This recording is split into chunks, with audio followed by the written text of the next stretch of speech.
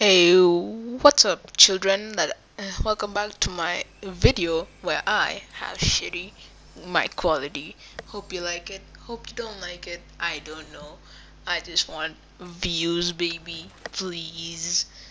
Anyway, so of course, as you can read from the title, it's Reddit stories number 5. So this one is from r slash entitled Parents by person don't name because don't want you going why compadre. I'm cringe. Anyway, so let's start. Caught my dad doing coke at my workplace. Interesting. Quick backstory. I, 19 female, have always had an extremely rocky relationship with my father.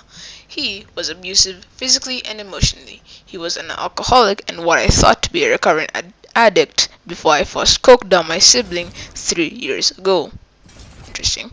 Recently, after a lot of pressure from his family, I reconnected. He cut them off as well. He believes he's the victim in every situation. I won't lie, I missed it. I missed who my dad was. I liked the idea of having a dad. But after a while, he started to wail. Started giving me stupid excuses about things. Made me feel shitty. Why do I only have to put in effort? He stops by my workplace in the morning as his daily routine. It worked out as I worked nights so I can avoid him. He works outside and a lot and usually grabs some stuff to drink from and the occasional coffee, snacks, lotto, etc. My dad was a regular way before I walked there, so I know him pretty well. I happened to be working one morning and the cook came up to me. He said he was looking out the kitchen window and my dad pulled up in his work truck. He was with a coworker and he said they were both doing coke. I kept calm, nodded, asked for the time and carried on. I checked the cameras and there it was. He was doing coke. I don't know if I should confront him or if I shouldn't even bother. I know that even with the evidence of the camera and someone saying he saw him do it, he'll gaslight me and deny it. I feel embarrassed, I feel stupid, and used. 69,420, that's all I can say. I feel sorry. Next time, pick your dad. And by pick your dad, I mean, just don't. You should have just never gone back to him. This is like kind of a stupid idea. Anyway, I'm gonna go look for the next story. Bye. Alright, I'm back with another story. So, title is Thinking About Cutting My Parents Out of Mine and My Newborn's Life. This is my first post. I don't even know what I'm actually looking for at this point. So long story short, my family's fucked. I, 24 female, had a shit childhood, had a son at a young age, he's now 7, but my mom has always tried to be his parent and would never let me be a mom and even got to the point she had him apprehended from me, which I won't go into too much details about, because that's not where my issues are. My parents have never liked anyone I've brought home, so when me and my high school crush, 23 male, kid, started talking again last year, both of us have a kid from different relationships. We absolutely hit it off. Well, mom didn't like it when he started pointing out all her abusive behaviors towards me. Few examples are degrading me, saying I shouldn't be with boyfriend as he's abusive. He's in no way abusive at all, i.e. Oh wait, no, not i.e. for information. And telling my son I never loved or cared about him. Well, fast forward a few months, end of August 2021.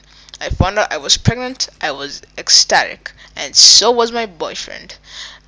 After it settled in, my mom was pissed. Her and my stepdad tried to have a baby of their own, couldn't get pregnant due to mom's health issues, asked me to be a surrogate, I said no, 2018, and boom, mom's been trying to keep my son with her ever since. Unfortunately, I had to reside with my parents due to boyfriend's roommate freaking out and threatening to kick him out for me being there, and we weren't able to get a place together yet. December came, he got into a new place. Middle of December, my mom kicked me out for telling her she would not be in the delivery room with me when I delivered my newborn son. Boyfriend will be with me instead. I moved in with my boyfriend, but then my mom said if I don't move back in, I won't see my 7-year-old for Christmas. Yes, I went back.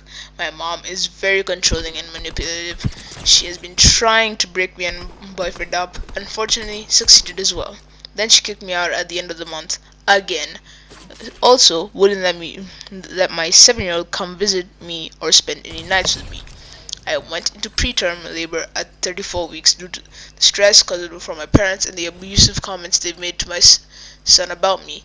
When I went into labor, my mom blamed boyfriend for everything that's happened ever since we got together.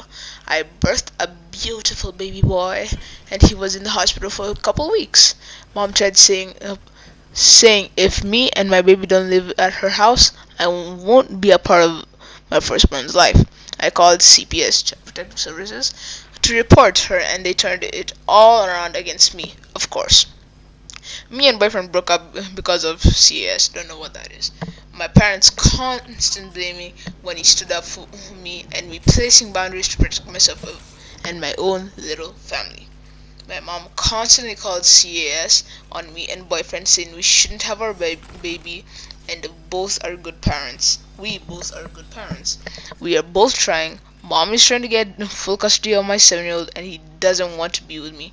He believes everything my mom has said to him, and he told me that himself. I'm debating on giving them full custody of my 7-year-old and putting a restraining order against my parents. Just found out today they are also trying to have me charged for fraud over false accusations. 69. And in all seriousness, that's sad, my guy. That's just sad.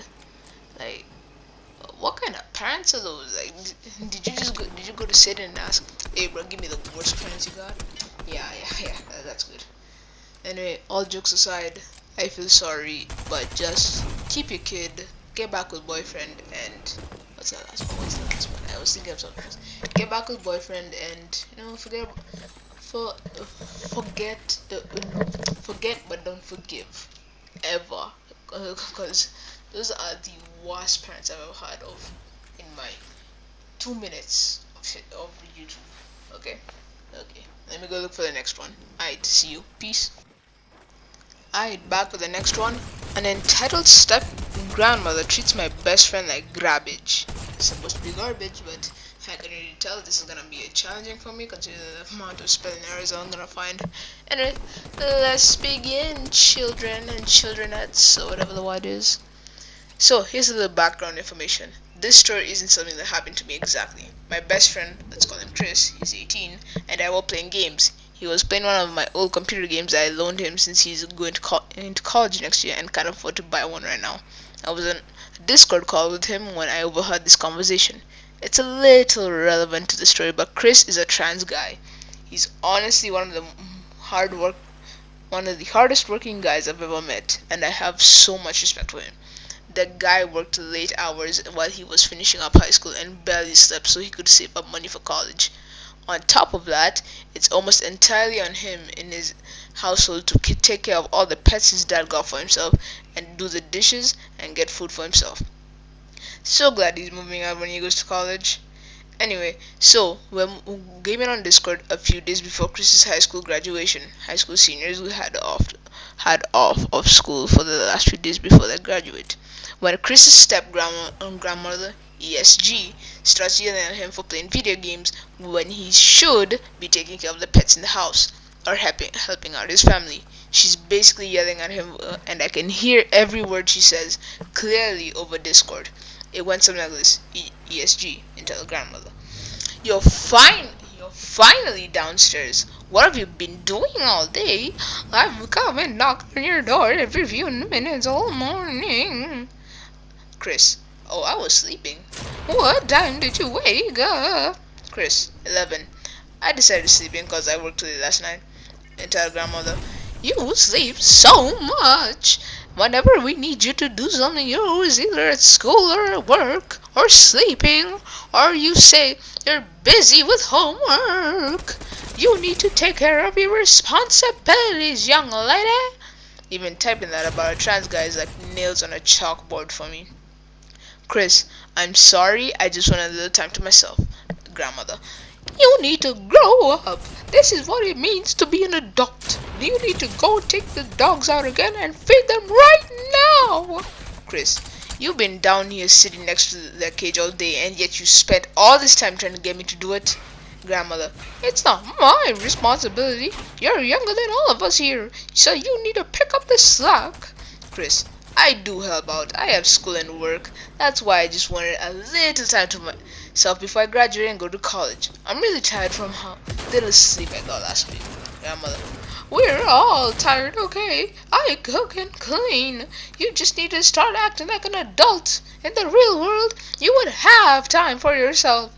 Get used to it. Grandmother, we're wait, no. Chris was really angry, and I don't blame him. He was basically working himself to death already. After he walked away to go look after the dogs, Grandmother immediately picks up the phone, and I can hear one side of her conversation to someone. You see, my saint of a step-granddaughter who can't do anything wrong is gonna pretend to be a victim and cry to her father. I'll be in trouble as the wicked old step-grandma like always. I mean, come on! She's never home, and when she needs to be, to work around the house, and when she is here, she's asleep. I wanted so badly for her to put Chris's headset on and hear what I had to say about that. Running to tell him to her friends or something is so childish. Chris is moving out in a few weeks to live with his mom and go to college near her place, and she actually respects his identity. His dad's whole side of the family was pretty much always treating him like crap. What do y'all think? How much work does a kid owe their family? Adults, do you have to give up all of your time to yourself when you go into the real world? Trans rights, am I right? So far so good, and yeah, I feel bad for Chris, but it's not as bad as the other ones. He didn't really give like much into like the amount of abuse. He just gave that one story, unlike the previous story. So there's that. But I think I'm gonna look for a short story. I wanna end the video off soon.